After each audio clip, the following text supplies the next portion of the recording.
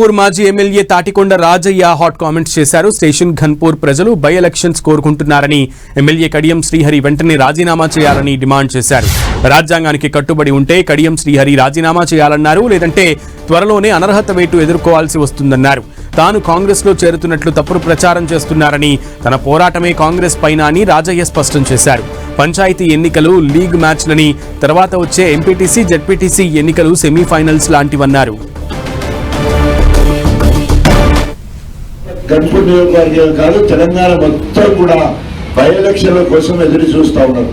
ఎందుకంటే అందరూ స్పీకర్కి ఇప్పటి వరకు అఫిడవిట్ ఇచ్చారు, కానీ ఇప్పటి వరకు అఫిడవిట్ ఇవ్వలేదంటే ఎందుకు ఏ పార్టీలో ఉన్నామంటే ఇప్పటి వరకు ఎక్కడున్నాలో ఎక్కడే ఉన్నా స్పీకర్ నిర్ణయం తర్వాత నా నిర్ణయం ఉంటుంది, నేను రాజీనామా చేయనని ఒక నిరంకుశ ధోరణితోటి మాట్లాడుతున్నాడు కడియం శ్రీహరి.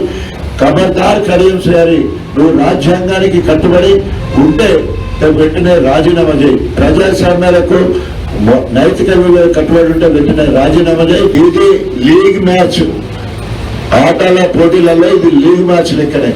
రేపు 15 రోజులకో నెల రోజుల్లోపే ఎంపీటీసీ జెడ్పీటీసీ ఎన్నికలు వస్తాయి, ఎంపీపీ ఎన్నికలు వస్తాయి. అది సెమీఫైనల్ లెక్క. మనమందరం ఈ ఉత్సాహంతో మరింతగా మొన్న అవకాశం కోల్పోయిన వాళ్ళు, పార్టీకి నిబంధనలు కట్టుబడి పనిచేసే వాళ్ళని గుర్తించి తప్పకుండా ఎంపీటీసీ జెడ్పీటీసీ ఎంపీపీలో వారికి ప్రాధాన్యత ఇచ్చి ఆ లెక్కలు చూస్తాం.